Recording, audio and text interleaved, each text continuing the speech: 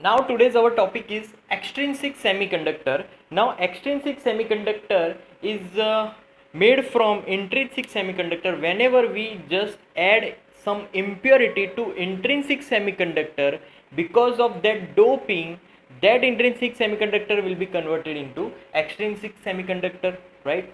So here extrinsic semiconductor, we have to add some impurity to intrinsic semiconductor, so we have to impure that pure semiconductor, and then we get this extrinsic semiconductor. So see here, in extrinsic semiconductor we have two types of impurities. First, that is called pentavalent.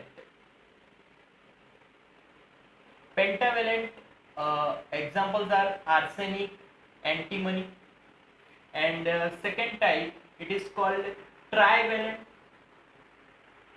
Trivalent examples are indium, aluminum, right?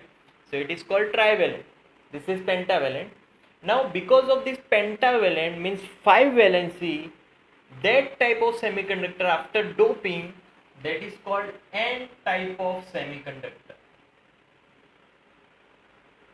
So here why we use N, that will be discussed here. Because of trivalent 3 valency, so we can call it as P type of semiconductor.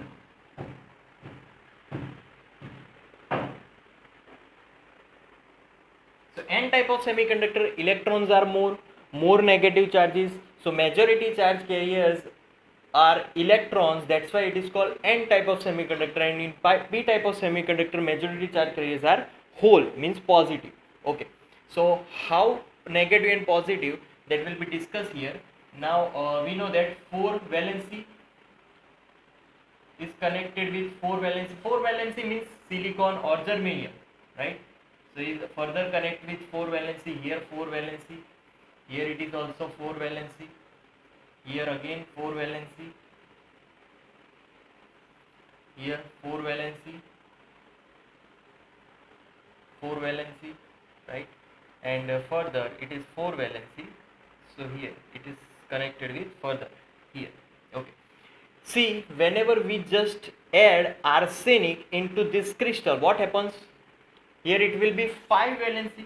Now 5 valency means one more electron, because see, these electrons are attached with this all. One more electron will be free, because that is excessive electrons, right? So here also 4 valency is connected here further.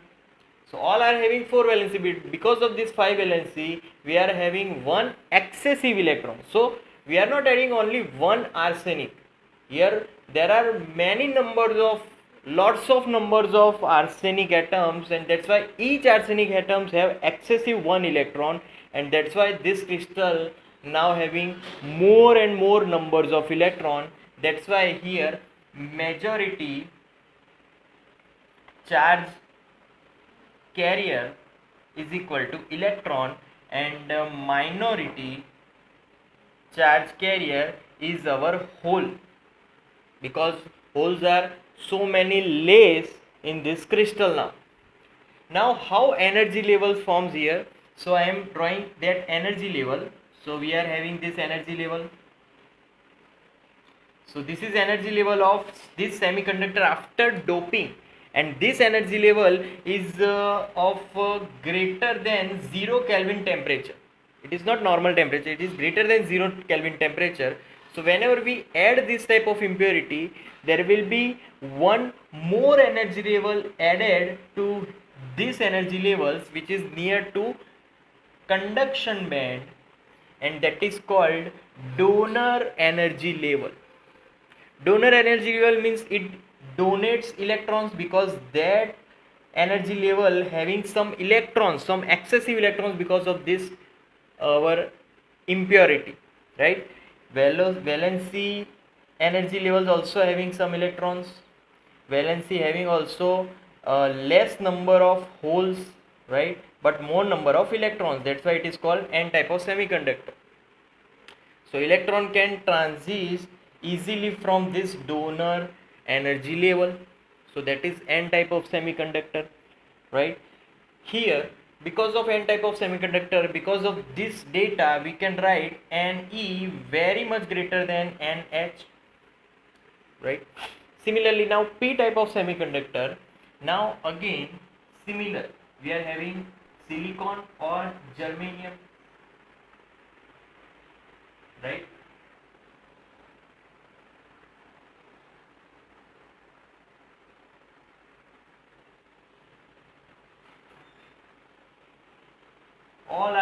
All other atoms are having 4 valency, but because of whenever we add this tetravalent, right, tetravalent means only 3 valency. So because of that 3 valency impurity, when we add here, what happens? There will be one hole because of that. There will be one hole because see, 3 valency is connected now, but 4th valency is still remaining. So each indium or aluminum, each atom, they have one more hole. So because of one more hole, similarly electrons, we are having one more electron, we are having here one more holes. That's why now majority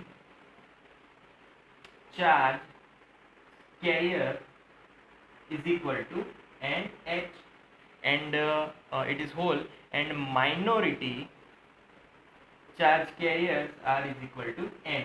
So electrons are very lesser than the whole.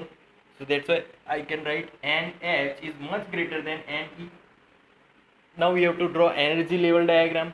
So energy level diagram,